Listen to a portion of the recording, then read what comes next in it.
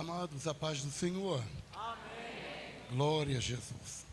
Que alegria poder estar convosco aqui esta noite. Grato a Deus pelo privilégio de poder louvar o Senhor neste congresso tão lindo e abençoado de Deus. Deus abençoe os servos do Senhor, mocidade, toda a liderança, pastores, pastor Márcio, pastor Anderson, pastor Edmilson e toda a coordenação do Madril. Deus em Cristo continue vos abençoando. Nosso pastor Arnóbio, Deus abençoe, soube que ele não pôde vir por conta de uma cirurgia, mas que está nos assistindo. Grande abraço ao pastor. Deus continue abençoando o servo do Senhor. Meus amados, eu quero ler convosco uma palavra de Deus. O tema de vocês fala a respeito de renúncia. E eu quero falar esta noite da maior de todas as renúncias que já existiu na face da terra. Se você puder, abra comigo a tua Bíblia na carta do apóstolo Paulo aos Colossenses. Carta do apóstolo Paulo aos Colossenses, capítulo de número 2 e o verso de número 12. Carta do apóstolo Paulo aos Colossenses, capítulo de número 2 e o versículo de número 12. Aleluia. Glória a Deus. Colossenses 2:12 diz assim: isso aconteceu quando fostes sepultado com ele no batismo, e com ele fostes ressuscitados mediante a fé no poder de Deus que o ressuscitou dentre os mortos. E a vós outros que estáveis mortos pelas vossas transgressões e pela incircuncisão da vossa carne, vos deu vida juntamente com ele, perdoando todos os nossos pecados, e cancelou a escrita de dívida, que consistia em ordenanças, e que nos era contrária, e a removeu completamente, pregando-a na cruz, e despojando as autoridades e poderes malignos, fez deles um espetáculo público, triunfando sobre todos eles na cruz. Você diz amém? Amém. Glória a Deus. Toma seu assento. Muito obrigado.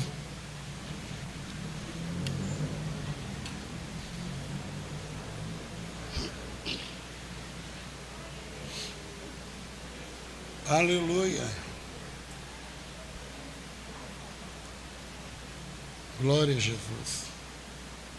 Queridos, não, tá bom, pastor. Como que é o nome do líder aqui? Não, do líder dos jovens, aqui além do... muito bem.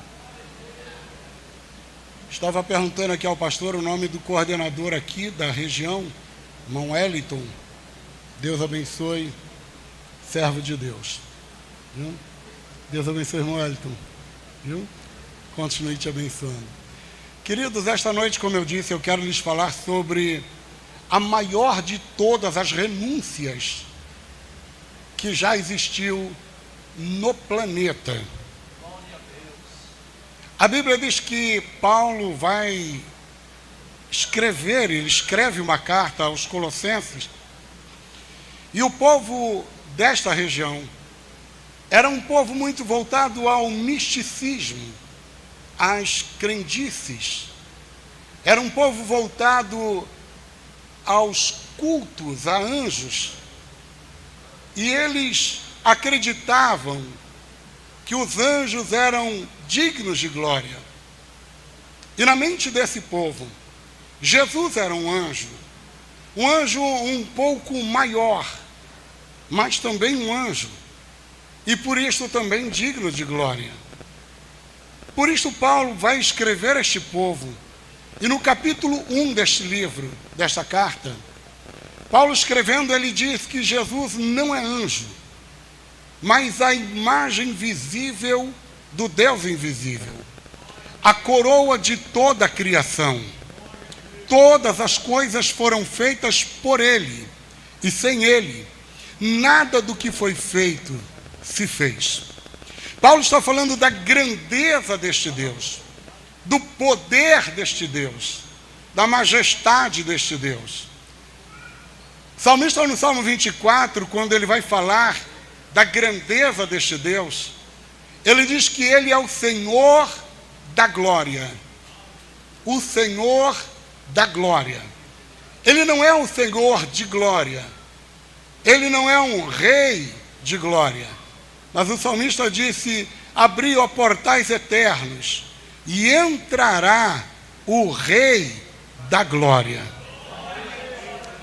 Da grandeza deste Deus. O que o salmista está dizendo é que, diferente dos outros, Jesus ele não dependia da glória, ou da glória para ser quem ele era. O salmista está dizendo que Davi foi um rei de glória, Salomão foi um rei de glória, Moisés foi um legislador de glória, mas Jesus não. Todos esses homens dependiam da glória para ser quem eles eram. A glória os revestia. Mas o salmista está dizendo que Jesus era diferente. Não era Jesus quem dependia da glória, era a glória que independia de Jesus. Ele está dizendo que Jesus sem a glória era Senhor, mas a glória sem Jesus não era nada. Então Jesus não é um Senhor de glória, Ele é um Senhor que coroa a glória. A glória só é glória por causa dEle.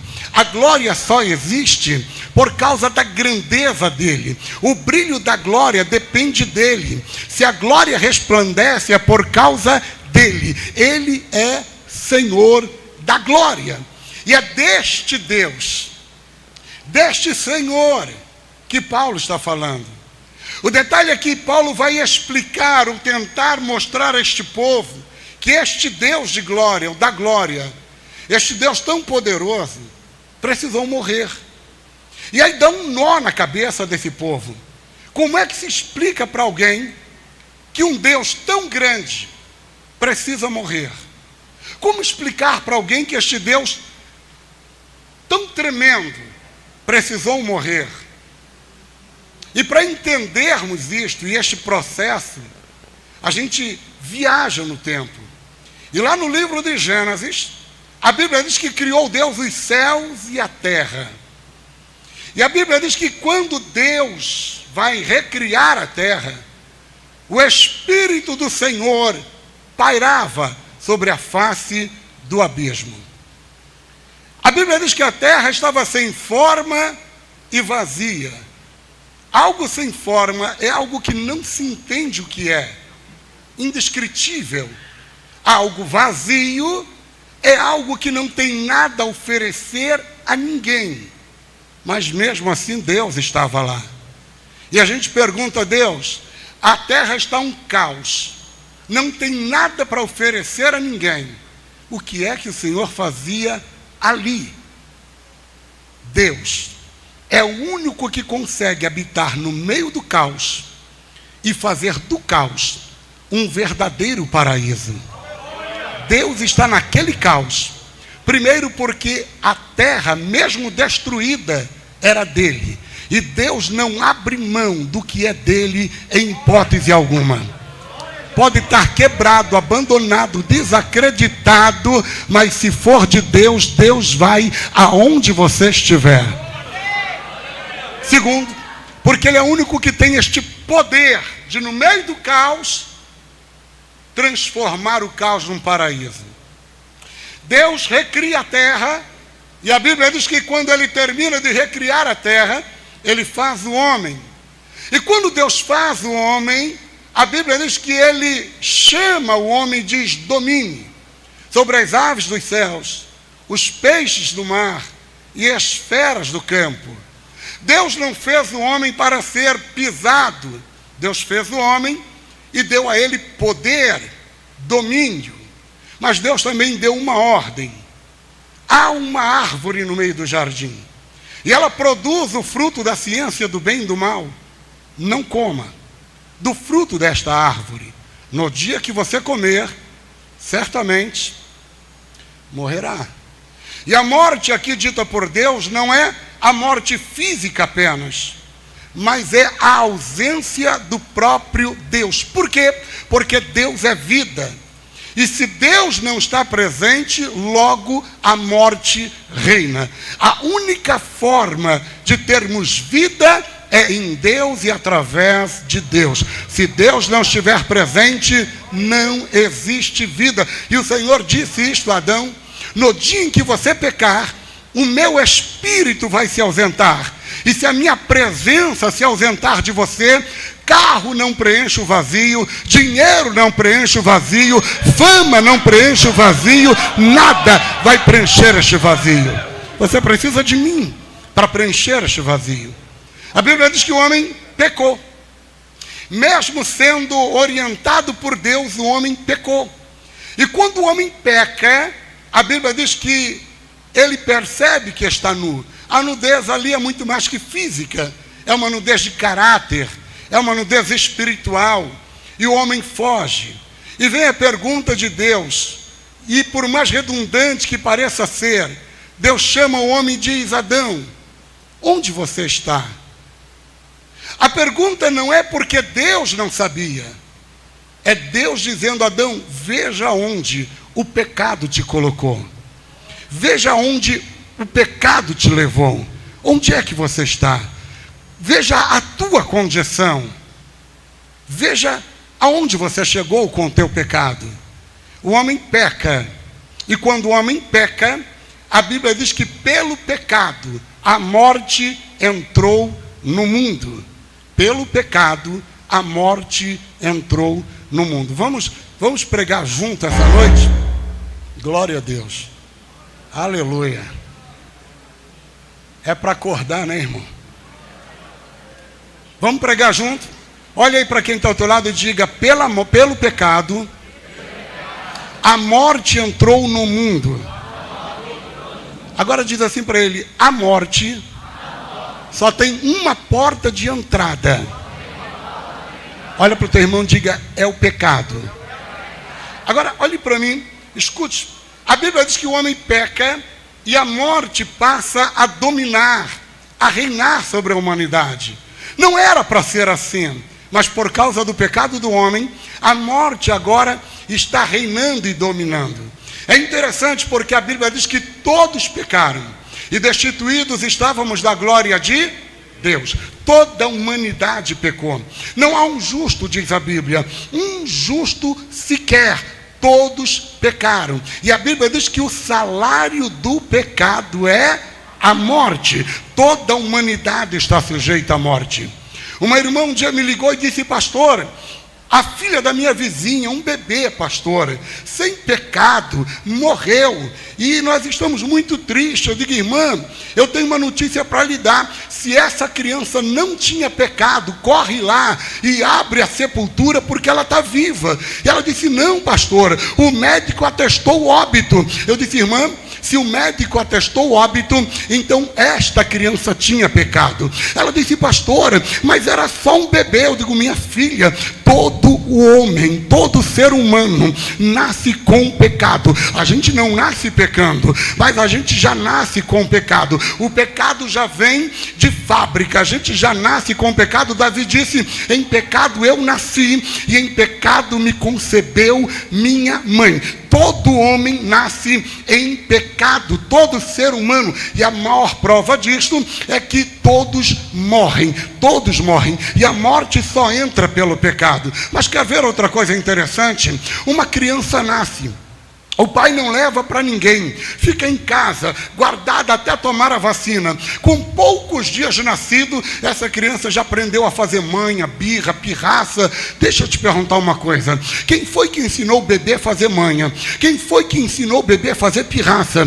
Quem foi que ensinou o bebê a fazer malcriação? É só um bebê. Pastor, não fui eu, foi o pai, não foi a mãe, não foi. Quem é que ensina um bebê a fazer malcriação? Ninguém ensina. É que na medida em que o ser humano humano vai crescendo, o pecado vai se desenvolvendo dentro dele, e ele começa por natureza a fazer pirraça e manha. Todos pecaram e destituídos estávamos da glória de Deus. Mas para este problema também tem uma solução. Gênesis 3,15, o Senhor disse: da semente da mulher vai nascer um que pisará a cabeça da serpente.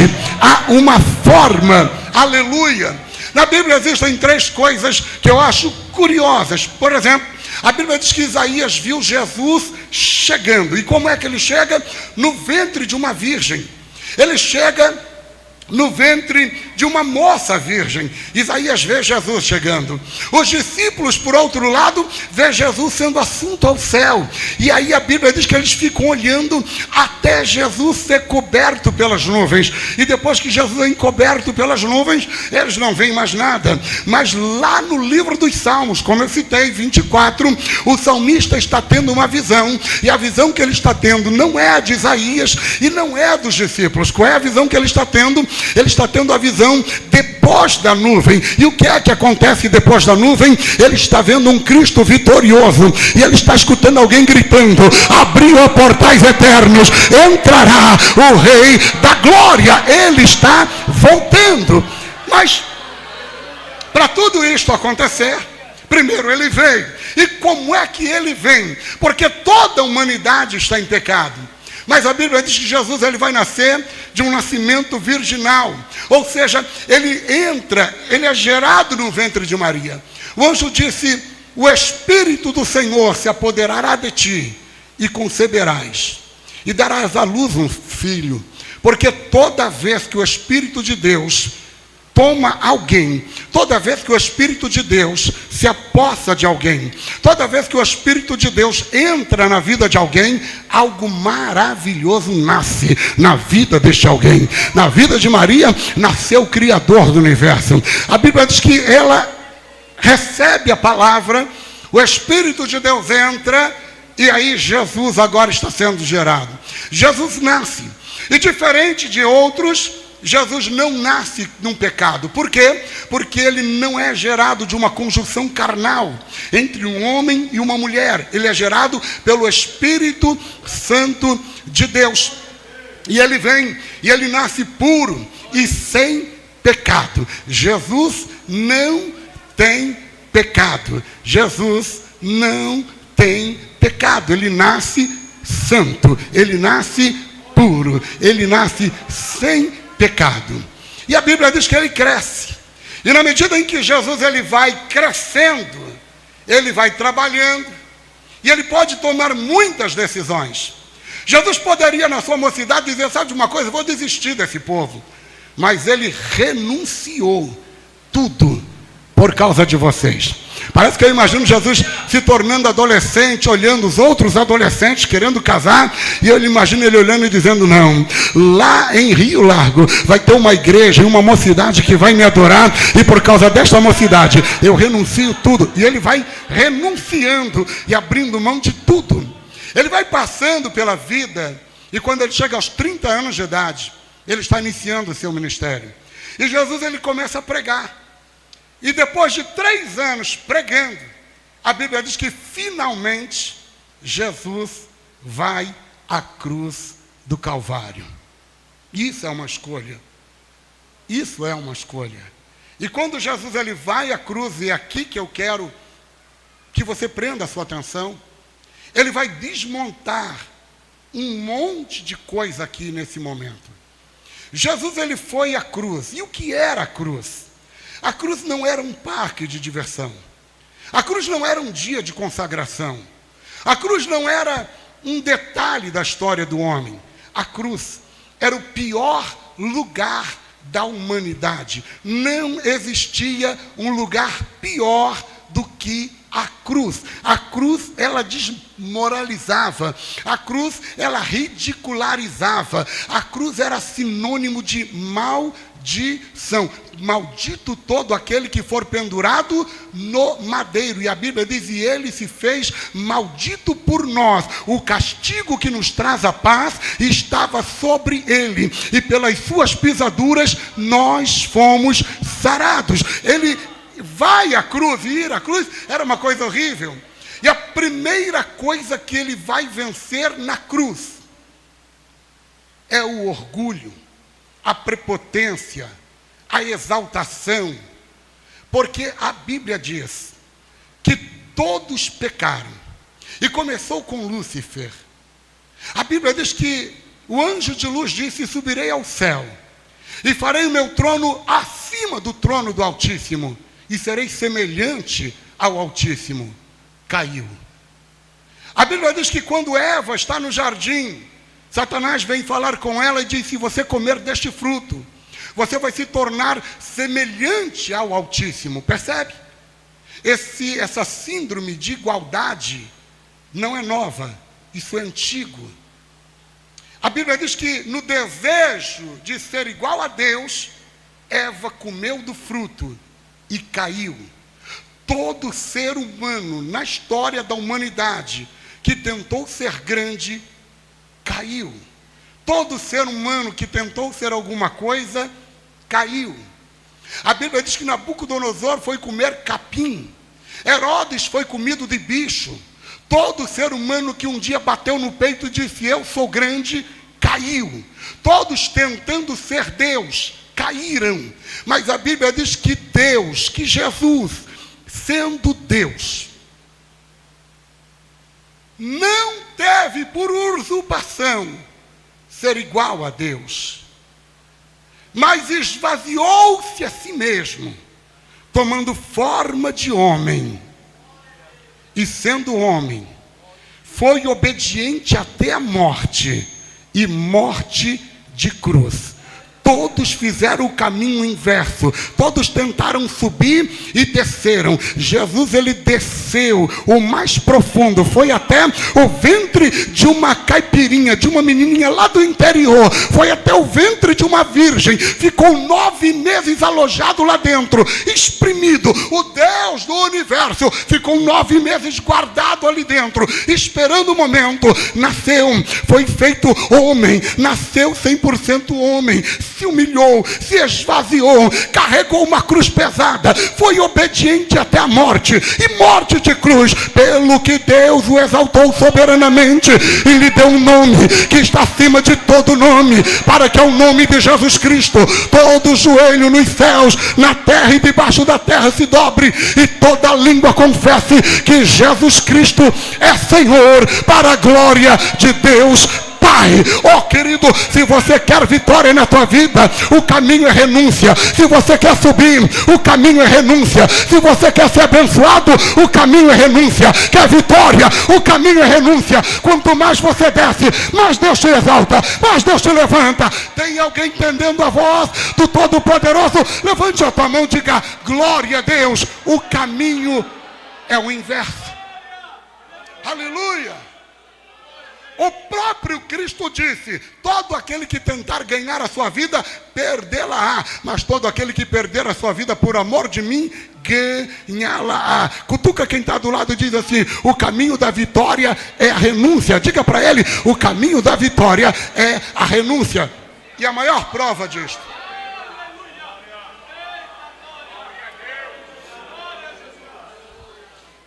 a maior prova disto foi no Calvário. Ele nos provou, e a Bíblia diz que Deus resiste ao soberbo, mas Ele dá graça aos humildes. Aleluia. O maior segredo de quem quer ser abençoado é a renúncia. E a maior de todas as renúncias foi feita na cruz do Calvário. Quando Ele quebra a soberba, quando Ele quebra a arrogância, quebra a prepotência. Por isso que a Bíblia diz que a humildade precede a honra. Aleluia. Mas a soberba precede a ruína, a queda.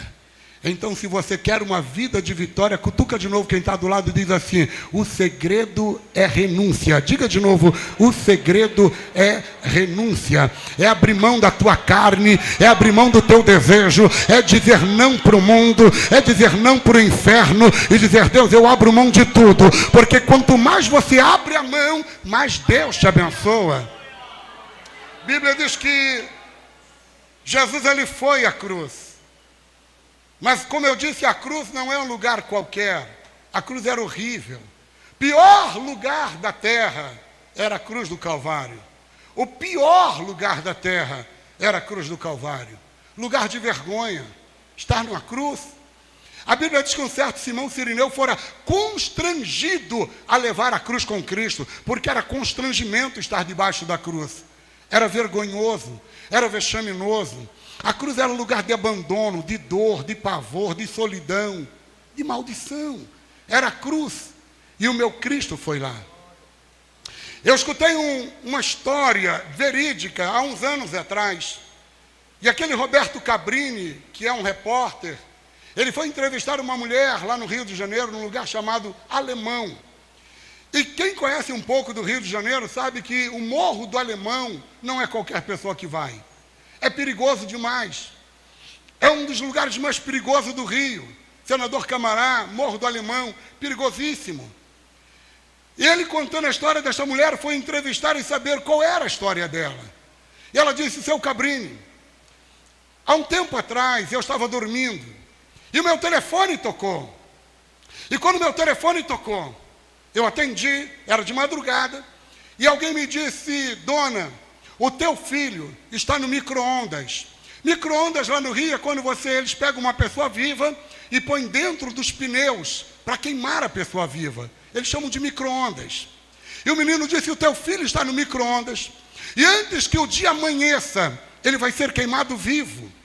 Aquela mulher se levantou da sua cama, trocou a sua vestimenta, desceu para subir o Morro do Alemão. E quando ela foi subir, um menino que estava embaixo olhou para ela e disse: a senhora não pode subir. Nós estamos tendo uma festa lá em cima e o patrão disse que não é para subir ninguém. Ela olhou para ele e disse: menino, eu vou subir. E subiu. E o menino passou um rádio para o chefe e disse: chefe, está subindo uma doida aí, uma mulher maluca. Eu disse para ela não subir, mas ela subiu assim mesmo. E o chefe disse: deixa ela subir, porque vão ser 2 no micro-ondas hoje.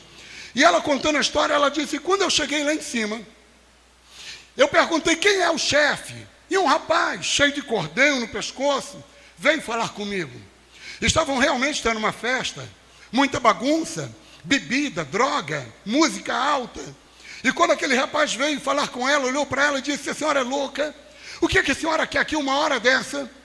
E aí ela disse que olhou para aquele rapaz e disse: menino, escuta uma coisa.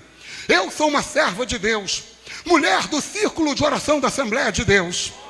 E aquele menino que está lá dentro daqueles pneus chorando, é promessa de Deus na minha vida.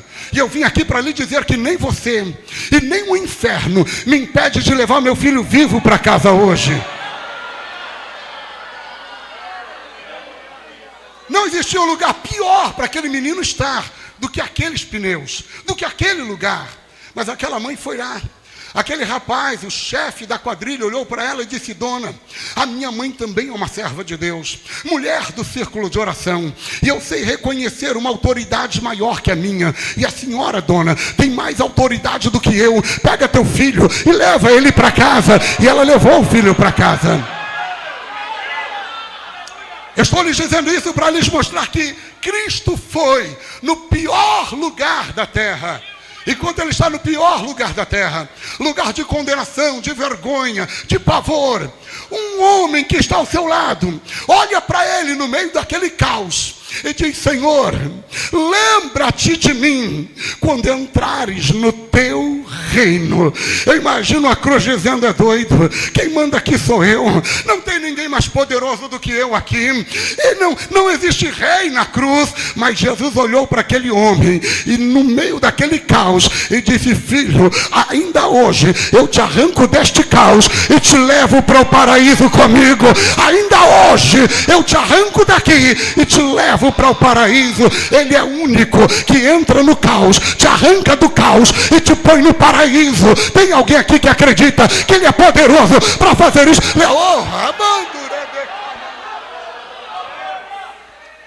tirar, pastor, esse paletó? Posso tirar?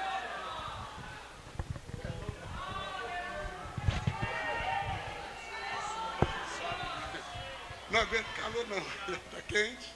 Aleluia. Quando Jesus diz, ainda hoje estarás comigo no paraíso. Eu imagino a cruz olhando, se ela pudesse falar. A cruz ia olhar para Jesus e ia dizer, sabe, todos que passaram por aqui eu envergonhei. Todos que passaram por aqui caíram, ficaram difamados. Mas eu imagino a cruz olhando para Jesus e dizendo, mas contigo não dá. Eu reconheço que a tua autoridade é maior que a minha. Pode levar. E no meio do caos, no meio da cruz, Jesus salva alguém. Ele é o único que pode fazer isto. E o mais lindo é que Jesus não mudou só a história daquele bandido. Não mudou só a história daquele ladrão. A Bíblia diz que até a cruz se converteu. O que é isto, pastor? Nem a cruz aguentou. A partir daquele dia, a cruz também teve a sua história mudada. A cruz que era sinônimo de vergonha, de maldição, de pavor, de solidão. Depois que o meu Cristo passou por ela, ela se converteu. Hoje a cruz é símbolo de salvação, é símbolo de perdão, é símbolo de remissão, é símbolo de vitória. Nem a cruz aguentou, porque o meu Cristo foi lá. Nem a cruz aguentou, porque o meu Cristo passou por lá. Esta noite eu vim aqui para lhe dizer que este congresso não é por acaso. Você não está aqui só para cumprir um rótulo. Deus está aqui para mudar a história de pessoas. Só quem acredita, levanta a mão e adora o Criador do universo.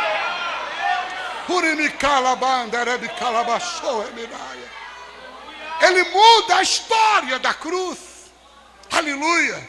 Diga aí para quem está ao teu lado, nem a cruz aguentou. Diga, nem a cruz aguentou. Pergunta para ele, tu acha que o pecado vai suportar tamanha graça? Diga para ele, onde abundou o pecado, diga, superabundou a graça. E a graça que eu estou lhes pregando é maior que a cocaína, é maior que o crack, é maior que a cruz, é maior que tudo, é maior que a cachaça. Então, querido, é hoje que a cadeia quebra, é hoje que as portas se abrem. Ele não vai fazer nada pela metade. Ele começou, ele vai concluir. A Bíblia diz que ele foi à cruz. E quando ele foi à cruz, ele já está na cruz. Ele já venceu o orgulho, a soberba. Agora, ele venceu a cruz. E ele vai dar um grito. E o grito que ele vai dar é extraordinário.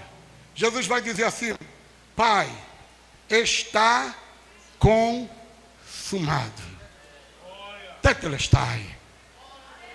A conta está paga. Oh, glória a Deus. Aleluia. A conta está paga. Ele pagou a dívida. Que dívida, pastor? Lembra do que nós lemos? Paulo disse assim, o escrito de dívida que era contra nós, o qual nos era prejudicial, o qual nos era contrário, foi removido dentre nós e cravado na cruz. Havia um escrito de dívida entre nós. Perceba que esse escrito de dívida, ele não estava longe de nós, ele estava entre nós. Você já passou o constrangimento de tentar comprar alguma coisa e alguém te procurar e dizer, olha, infelizmente, teu nome está negativado. Tem uma mancha no teu nome. Tem uma marca no teu nome. Colocaram teu nome no SPC, no Serasa. E você fica envergonhado. Éramos nós assim. Havia um escrito de dívida entre nós. Quando a gente tentava se levantar, o diabo olhava e dizia, é devedor. É devedor, está devendo no cartório, é devedor. Todos nós estávamos devendo. Mas aí Paulo diz que Jesus foi lá onde nós estávamos. Pegou esse escrito de dívida, arrancou do meio de nós. Levou até a cruz do Calvário. E cravou na cruz do Calvário. E quando ele cravou, diz Paulo, ele gritou e disse: Pai, a conta está paga. Tetelestai, está consumado. A conta foi paga. Agora, olha aqui para mim. Quando ele diz isto, a Bíblia diz que o véu do templo se rasga de alto.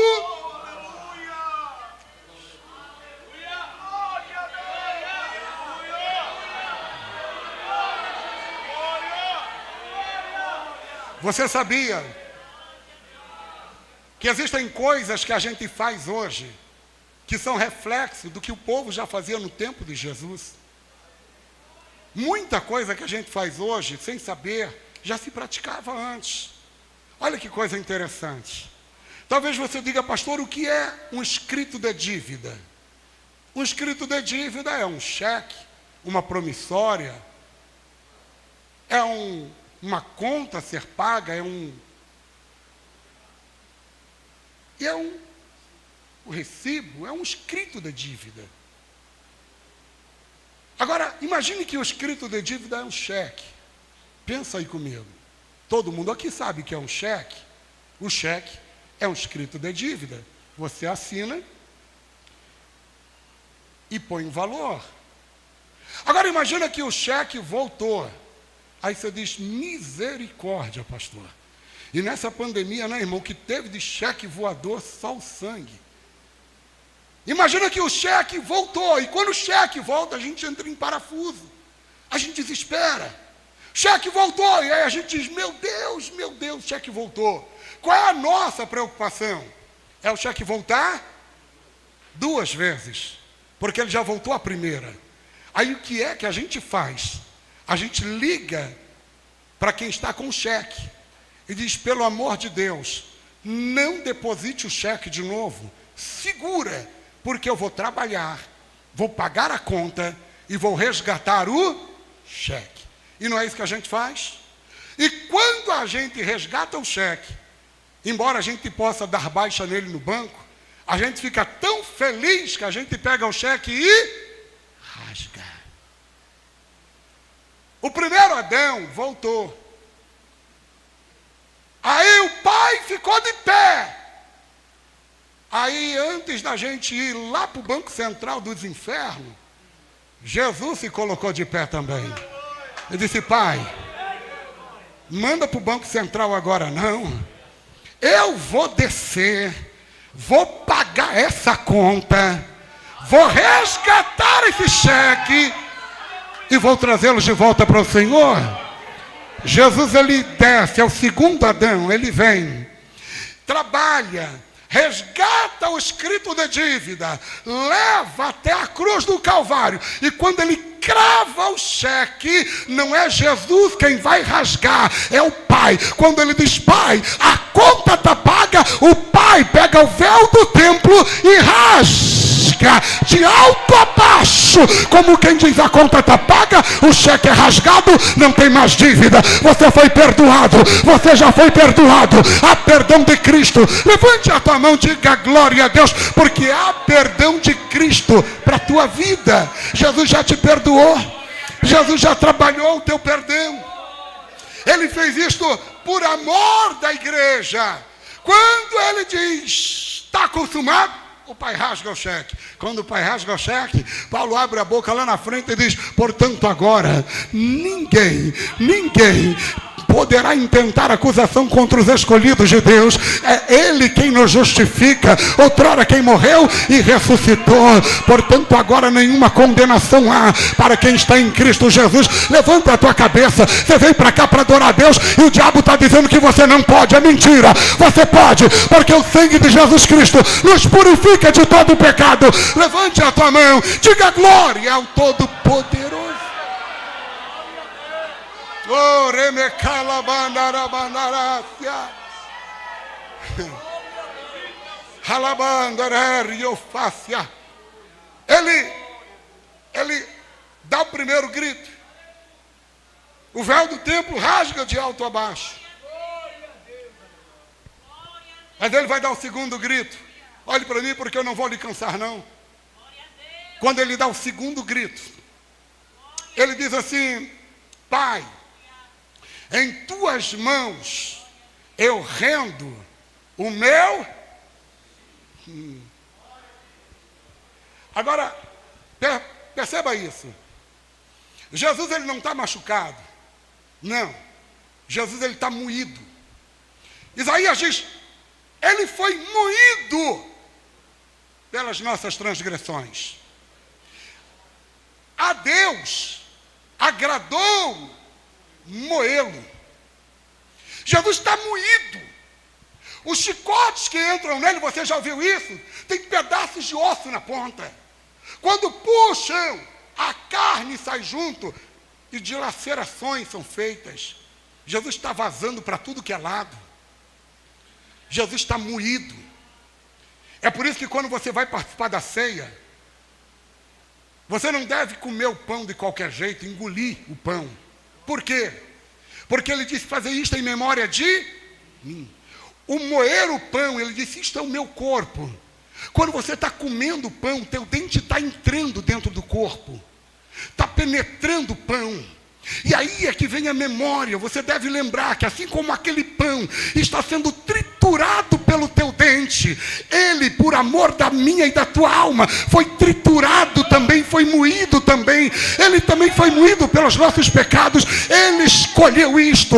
Ele escolheu este sofrimento para nos salvar, para nos libertar. Por isso que você não come o pão da ceia de qualquer jeito. Você mastiga. E enquanto mastiga, as lágrimas descem, lembrando, cada mastigada desta era uma chicotada que entrava. Oh, meu Deus. Ele está moído. Muito moído. E aí é que vem a pergunta que nós precisamos fazer. Se Jesus está tão moído, pastor, tão moído, e ele não está quebrado, porque nem os ossos se quebrou, mas ele está moído, ele não vai morrer rápido. Olha, ele vai morrer rápido, mas não porque ele está moído. Olhe para mim. Tem um problema aqui nessa questão. Você lembra que eu disse que o salário do pecado é a... Alguém vai perguntar assim, onde está, ó morte, o teu?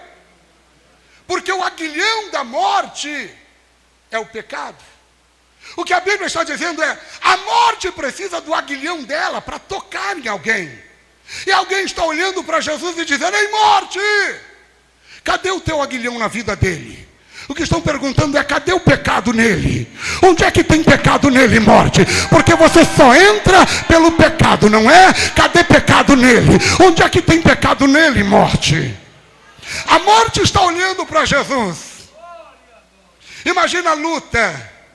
Porque a morte está olhando para ele moído. Aí a morte olha para quem está do lado e diz, daqui a pouquinho eu te pego, você é fácil. Olha para o outro ladrão e diz, daqui a pouquinho eu pego você também, isso é fácil. Mas quando a morte olha para a pessoa que está na cruz do meio, a morte abaixa a cabeça. E tem alguém perguntando e dizendo, ei morte, não vai pegar? Ei morte, não vai levar ele? Ei morte, por que tu não pega? Pega a morte, ele, e a morte está de cabeça baixa. Por quê? Porque a morte sabe, primeiro, ele não tem pecado, ele não tem a chave, ele não tem a porta de acesso para a morte entrar. A morte está olhando e dizendo, não dá, eu não consigo nem olhar para ele. Todas as vezes que eu me encontrei com ele, eu perdi a batalha. Lá na casa de Jairo, a menina já estava morta. Ele entrou e estragou o velório, acabou com o velório, ele estragou o velório, porque onde ele chega, a morte cai por terra. Onde ele chega, a morte perde a batalha. Ele é maior que a morte.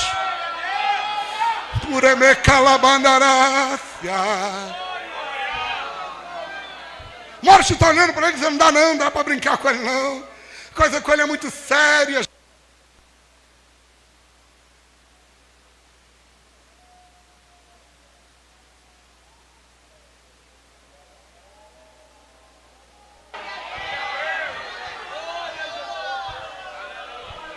Aleluia. Já tentei, dá certo não. Com ele o caso é muito sério. Estava levando o menino para sepultar, todo feliz. A viuvinha chorando, tudo certo, coveiro arrumado, cova aberta. as carpideiras chorando, estava uma coisa linda o velório. O cortejo fúnebre estava caminhando bem, até que de repente tive a infelicidade de encontrar com ele. Isso é a morte falando. Tive a infelicidade de encontrar com ele. Estava tudo indo tão bem, tudo certinho, defunto no lugarzinho dele.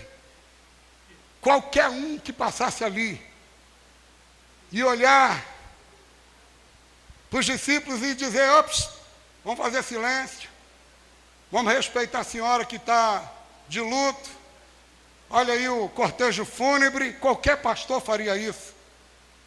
A Bíblia diz que Pedro e os irmãos vinham cantando e adorando e gritando hosana e glorificando a Deus. Se eu fosse o pastor daquele culto, eu ia olhar para Pedro e dizer: Pedro, respeita o defunto, Pedro.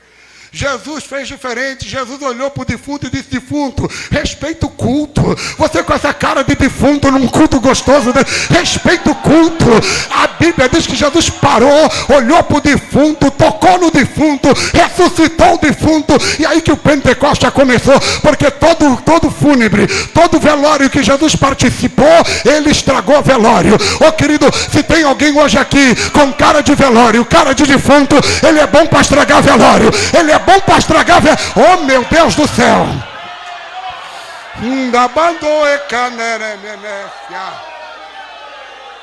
Aleluia. Para mim, na minha modesta opinião, a maior onda quem tirou foi Marta. O que Marta vai dizer, ninguém disse. Quando Jesus chega, Lázaro já tem 4 dias que está morto, já foi sepultado. Marta olha para Jesus e diz assim: Senhor, se tu estivesses aqui, o meu irmão não teria. O que Marta estava dizendo?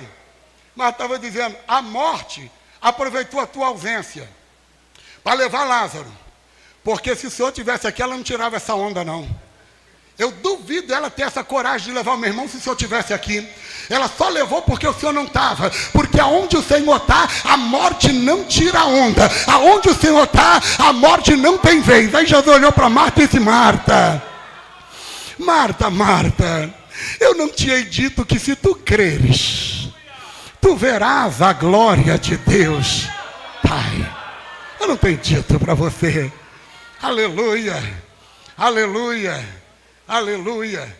Há mais de 20 anos atrás, quase 30 anos atrás, eu escutei um dia um pregador falando sobre o avivamento. Eu achei lindo, porque avivar é dar a vida de novo, é trazer a vida. E ele contando, ele disse: irmãos, eu imagino que Abacuque orou e disse: Senhor, aviva a tua obra. Os anos passaram, profetas vieram, homens se levantaram, homens caíram. E um dia Abacuque está lá no seio de Abraão. De repente chega Lázaro lá. E Lázaro chega, eu imagino que todo mundo que chegava, Abacuque olhava e dizia: ei, sabe dizer se o avivamento já chegou? Eu orei faz tanto tempo. Sabe dizer se o avivamento já chegou? Quando Lázaro chega, eu imagino que o Abacuque olhou para ele e disse: ei, Lázaro, você está vindo da terra agora, está vindo de que região? Ele disse: eu estou vindo ali de Judá, ali perto de Belém. Ele disse: sim, meu filho, diga uma coisa para mim. Naquela região lá, tu não ouviu falar de um tal de avivamento, não? Eu orei já faz tanto tempo, mas ninguém que chega aqui me fala do avivamento. Aí imagino Lázaro dizendo: olha, para a alegria da tua alma, Abacuque, o avivamento já chegou, o avivamento está passando. E onde o avivamento passa, mortos ressuscitam, pessoas são curadas, cegos enxergam, mudos falam, pessoas paralíticas se levantam. Ele está passando na terra. Aí ele diz que Abacuque está conversando com Lázaro, e no meio da conversa, Lázaro escuta uma voz dizendo: Lázaro, venha para fora. Aí Lázaro olha para Abacuque e diz: Abacuque, eu até queria ficar conversando contigo, eu até queria estender a conversa, mas o avivamento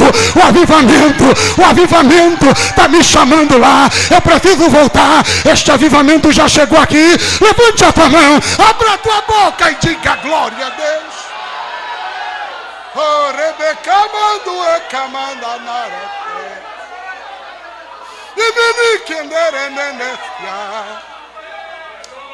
Se você puder, para despertar quem está do lado. Pega na mão do irmão aí, olha para ele e diga: o avivamento já chegou aí, irmão. O avivamento já chegou aí. Pergunta: o avivamento já chegou aí? Ou tu ainda está com cara de defunto? Ou a morte ainda está reinando? Se o avivamento chegou, levanta a tua mão, dá glória a Deus, vai. Abre a tua boca e diga: glória ao Todo-Poderoso. Aleluia, aleluia, aleluia. Jesus está na cruz. A morte está olhando para ele, mas a morte não pode tocar. Por quê? Porque Jesus não tem pecado. E se não tem pecado, a morte não toca. Então a morte está olhando e dizendo: como é que a gente resolve esse impasse? Jesus, quando ainda estava com os discípulos, ele vai dizer uma coisa que nenhum profeta, nenhum homem jamais disse na terra. Olha o que Jesus vai dizer. Jesus disse assim: ninguém toma a minha vida. Meu Deus. É nesse dia que a morte abaixou a cabeça. Jesus disse: ninguém me mata, ninguém toma a minha vida. Eu posso estar moído, mas ninguém toma a minha vida. Ninguém tem poder de tocar em mim. Pastor, mas espera aí. Jesus, ele não estava com os meus pecados? Não, você não entendeu. Ele consuma a obra. Jesus não morre com os meus pecados, ele morre pelos meus pecados. Ele não morre com os meus pecados, ele morre pelos. Então Jesus, ele consuma a obra, e aí ele vai dizer: Pai, em tuas mãos. Ele está dizendo: ninguém toma a minha vida. Aí ele diz: eu mesmo dou e eu mesmo torno a tomá-la. Jesus está naquela cruz, e ele vai abrir a boca e vai dizer: Pai, em tuas mãos eu rendo o meu espírito.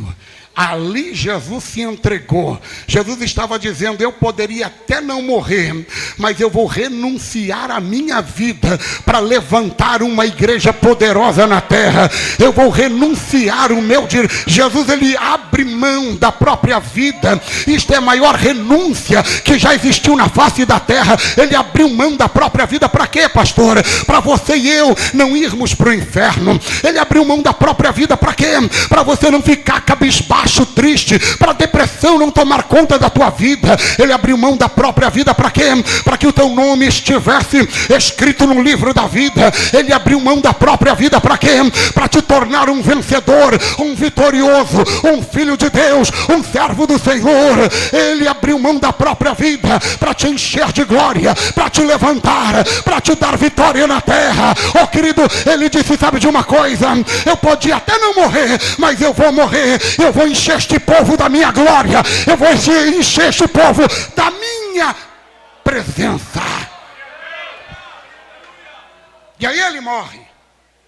E eu vou correr para terminar. Antes das 9 a gente termina. Você diz amém? Amém. O seu amém foi forte. Eu vou terminar de verdade.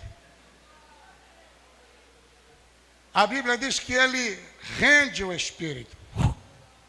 Pastor, se Jesus já tinha consumado a obra, olhe para mim, por que ele precisou morrer, se a obra já estava consumada?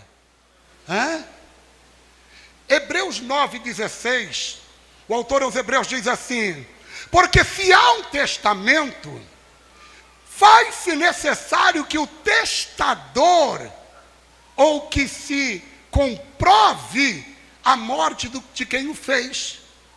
Porque o testamento só é válido mediante a morte do testador.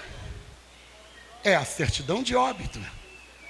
Jesus disse: este sangue é o novo testamento no meu sangue. Esta aliança é o novo testamento no meu sangue. Jesus ele está na cruz. A obra é consumada, mas como é que eu faço para ter direito, pastor? Aí o autor aos Romanos diz assim: porque nós somos filhos, e logo se somos filhos, somos herdeiros de Deus e co-herdeiros com Cristo. Para eu me tornar dono da herança, o dono dela, o testador, precisa morrer. Ou seja, se Cristo faz tudo aquilo e não morre, eu não teria direito à herança, porque o dono do testamento ainda estava vivo. Então, para eu poder tomar posse do que ele conquistou, ele precisou morrer. Então, quando o dono do testamento morre, eu posso tomar posse da herança. Então, o testador morre para que eu pudesse assumir. Tem um hino bonito que diz assim: tudo que Jesus conquistou na cruz é direito nosso, é nossa herança, queira Satanás ou não. Você é herdeiro de Deus, é co-herdeiro com Cristo. O que ele conquistou na cruz é para você, é teu. Ele morre e nós tomamos posse da herança. Agora, olha aqui para mim.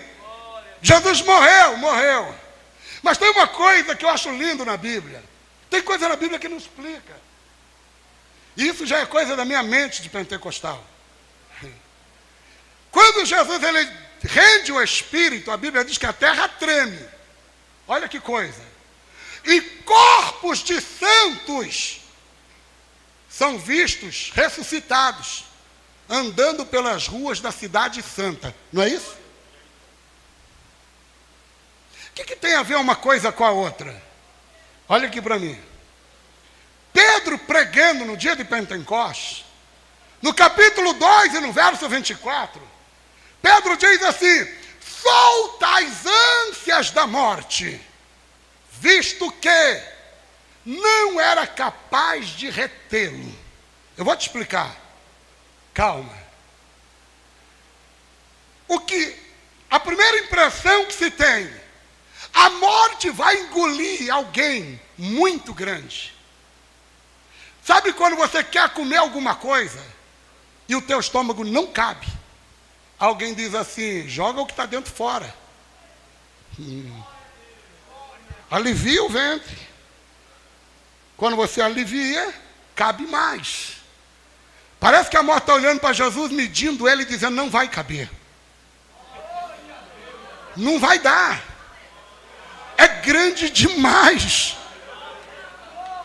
Aí imagina a morte dizendo: vou soltar alguém. E aí quando Jesus ele dá o grito, a morte, para Jesus entrar, um monte tem que sair. Aí sai um monte de defunto que estava, gente tudo morta. A morte diz: ó, eu vou liberar vocês, porque não dá para aguentar tanta gente aqui dentro não. Quem está vindo aí é muito grande. Quem está vindo aí é grande demais. E aí tem um monte de defunto voltando à vida. E o povo olhando e dizendo: por que eles voltaram à vida? A morte não tinha que liberar alguém. Para engolir o que ela ia engolir, tinha que liberar. O problema é que a morte libera. Aí tem um espaço um pouquinho maior, mas aí Deus é Deus. Aí Deus chama Pedro e dá uma revelação para Pedro que não deu para ninguém. Diz Pedro assim: solta as ânsias da morte. Mesmo a morte tendo arrumado um espacinho lá dentro, ainda ficou pequeno. Sabe quando você come uma coisa e diz: rapaz, comi demais. Aí fica: comi demais. E fica dando ânsia. Ânsia é a vontade de vomir, jogar para fora o que está. A morte engoliu Jesus, mas ela passou 3 dias assim. É o que Pedro está dizendo. A morte engoliu.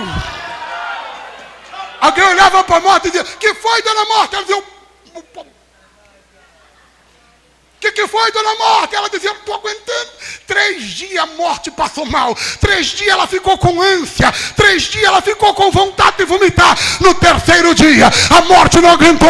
E Pedro diz que ela abriu a boca. E Jesus voltou, reinando com a glória. E dizendo: é-me dado todo o poder nos céus e na terra. Levante a tua mão, abra a tua boca, porque Ele está aqui. O Deus da renúncia. O Deus que renunciou para te fazer forte, para te fazer servo, para te fazer filho.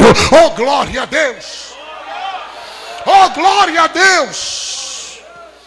Urimicai andarabácia. Se você puder, Diga para quem está ao teu lado assim: o teu Deus é maior que a morte. Aleluia. Agora é fácil dizer isso. Às vezes na teoria, se eu abrir aqui o nó da minha gravata, você vai ver uma cicatriz na minha garganta. Hoje, exatamente hoje, dia 22 de julho, há 2 anos atrás, eu estava no leito da UTI em coma.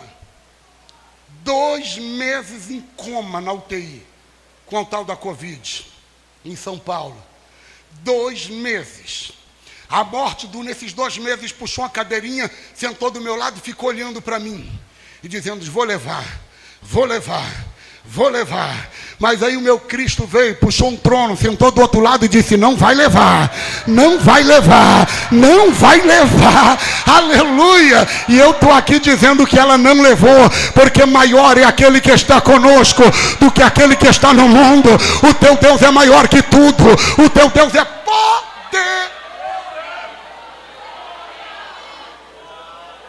2 meses. Escuta isso. Entrei no hospital. Fui entubado. Entubado de novo. 15 dias entubado. Depois de 15 dias abriram a minha garganta e fizeram uma traqueostomia em mim. Eu emagreci 40 quilos. Tive falência de todos os órgãos. Os rins pararam e começaram a fazer hemodiálise. Só que os médicos contaram, foram 3 paradas cardíacas. E uma delas, depois de aplicar adrenalina, dar choque, fazer massagem, o médico olhou e disse: hora do óbito. Pode desligar a máquina. Morreu. A enfermeira me disse: pastor, foi todo mundo saindo da sala triste, porque estávamos lutando pela tua vida. E quando todo mundo foi virando, que eu fui colocar a mão na máquina para desligar os aparelhos, eu tomei um choque e o aparelho voltou a bater de novo. Eu gritei: doutor, ele voltou, ele voltou. Isto é Deus, isto é Deus, isto é Deus. Ele é Deus. Aleluia. Aleluia. Eu estou lhe dizendo que ele é maior que a morte. O médico chamou a minha esposa e disse: filha, se o teu marido voltar para casa, vai ser um vegetal na cama. Pulmão não presta, 100% tomado pela Covid. Teu marido não tem rim, vai ter que viver a vida fazendo hemodiálise. O teu marido não fala, talvez não lembre de mais nada. O teu marido é um pedaço de vegetal. Teu marido não vai andar, não vai falar. Para que, minha filha, se conforma com a morte? Se conforma, aceita. E um domingo a minha esposa estava sentada na beira da cama, hospital vazio, UTI, eu em coma. E a minha esposa, irmão, pensa numa baixinha crente. Ela passava a mão na minha cabeça e cantava: Cristo cura sim. Cristo cura sim. Uma enfermeira escutou ela cantando, disse para outra enfermeira: essa louca não viu que esse homem já morreu e fica cantando para um defunto? Ela olhou para a enfermeira e continuou: Cristo cura sim. Cristo cura sim. Ela disse: nega, eu estava cantando e louvando a Deus, quando eu olhei para o lado e vi um médico de uma vestimenta vinho, toca vinho, diferente, alto, cabelo branco, magro, um senhor bonito. Olhei para ele e disse: o senhor me deu um susto que eu não vi o senhor chegar. Ele olhou para ela, deu um sorriso suave, e ela disse: o senhor é médico? Ele disse: sou, minha filha. Ela disse: eu nunca vi o senhor aqui no hospital. Ele disse: minha filha, eu tenho estado aqui todos os dias. Ela disse: eu nunca vi o senhor aqui, doutor. Olhou para ele e disse: doutor, o meu marido vai ficar bom. Ele vai ficar bom, doutor. Ele olhou para ela e disse: filha, o teu marido vai voltar para casa. Ele vai voltar a fazer tudo o que ele fazia. Descansa o teu coração. O teu marido vai se levantar dessa cama e vai voltar para casa. A minha esposa foi para casa feliz, cantando, alegre. No outro dia, segunda-feira, uma bagunça no hospital, gente para lá e para cá. Ela procurou o doutor Omar. O doutor Omar olhou para ela e disse: fala, dona Rosana. Ela disse: doutor Omar, eu queria falar com aquele médico que estava de plantão ontem aqui. Doutor Omar olhou para ela e disse: pode falar, dona Rosana. Ela disse: não, doutor Omar, eu não quero falar com o senhor não. Eu quero falar com aquele médico que estava de plantão ontem aqui. Doutor Omar olhou para ela e disse: dona Rosana, ontem de plantão aqui só estava eu. Não tinha mais médico nenhum aqui. Ela disse: não, doutor, tinha um médico aqui de vestimenta vinho, alto, cabelo branco. Ele olhou para ela e disse: a senhora deve ter visto uma alucinação, porque esse médico não existe no hospital. Mas depois que ele passou por lá, olha eu aqui glorificando a Deus e dizendo que ele é bom, e dizendo que ele é santo, e dizendo que ele cura, e dizendo que ele liberta, e dizendo que ele opera. O Deus que me arrancou de lá me trouxe aqui hoje para dizer que ele é o mesmo. E tem um detalhe: eu estou pregando há 1 hora. Tu viu algum balão de oxigênio ligado aqui comigo? 1 hora pregando e não falta oxigênio no pulmão, não falta voz na garganta. Nunca mais fiz hemodiálise. Deus tocou, fez tudo novo e disse: recebe vida. Eu vim aqui para lhe dizer: recebe vida esta noite. Levante a tua mão, recebe vida, recebe renovo, recebe poder, recebe unção, recebe graça, recebe glória. O recalabando é camandene. Uribicalamante eminácia. Aleluia. Quantos creem nesta palavra? Digam amém. Fica em pé comigo em nome de Jesus. Eu vou concluir com você de pé para a gente orar. Olha aqui para mim. Quem me ouve, diga amém. Irmão, eu fiquei 2 meses sem pregar. Então eu tô na sede, né, irmão? 2 meses sem pregar, mais 10 que eu levei para recuperar. Então você imagina como é que eu estou, né? Cheio de vontade de falar que Jesus é bom. Ei, olha o que Paulo diz. Paulo diz assim, verso 12: e nós, que estávamos mortos em pecados e delitos. Repete comigo assim: e nós, que estávamos mortos em pecados e delitos. Então, escute o que eu vou lhe dizer, não é heresia. Paulo está dizendo: nós éramos defuntos. Agora eu quero que você pegue a mão de alguém do teu lado aí, você que crê. Porque, irmão, tem gente que acende até uma vela, mas pegar na mão do irmão não pega não, né? Pega na mão do irmão, que é mais barato que acender vela, viu? Pega na mão do irmão aí. Pega na mão desse crente, olha para ele e diga assim: você já foi defunto. Agora, não solta a mão dele não, segura. Olha aqui para mim. Quais são as características de um defunto? Pastor, qual é a característica de um defunto? Olha para mim. Defunto não fala. Defunto não fala. É mais fácil uma jumenta falar do que um defunto. Defunto não fala. Defunto não tem reações, não tem sentimento. Prova disso é que no velório todo mundo chora, menos o defunto. Defunto não tem vontade. Defunto morreu, ele não põe a própria roupa, ele não decide mais para onde ele quer ir. Se alguém não tirar ele dali, ele não sai, porque ele fica dependente de outro. Essas são as características de um defunto. Olhe para mim. Nós éramos defuntos. E quais são as características do defunto? Não fala. Não tem reação. O fogo está caindo, ele está. A glória está caindo, ele está. Graças a Deus que aqui não tem defunto não, né?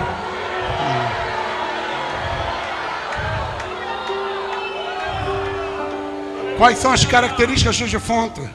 Ele não tem vontade própria. Quem manda é outro. Quem manda é outro. É outro que veste. Por isso que você vê que tem gente que põe roupa que não deveria estar usando, mas quem está vestindo é outro. Aí veste a roupa que quer. Quem manda é outro. Quando a pessoa está morta em pecado e delito, O diabo diz: rouba, ela rouba. Bebe, ela bebe. Fuma, ela fuma. Prostitui, ela se prostitui. Por quê? Porque é outro que está mandando no defunto. O defunto não tem vontade própria. E aí tem alguém mandando no defunto. Tem alguém dando ordem para o defunto. E o defunto não consegue renunciar a nada. Porque tudo que o outro manda acaba acontecendo. Porque o defunto não tem vontade própria. Agora, Paulo diz que nós estávamos, isto é passado, estávamos mortos, mas fomos sepultados com Cristo no batismo. Cutuca quem está do lado e diz: você não é mais defunto. Diz: você não é mais defunto. Você era defunto, o diabo mandava em você, mas você não é mais defunto. E se você não é defunto, o diabo não manda mais. Você tem vontade própria. Você pode levantar a mão, você pode abrir a boca, você pode dar glória a Deus, porque você não é defunto. Você decide a tua história, decide a tua vida. Diz não ao pecado, diz não ao diabo. Você decide, porque você não é defunto.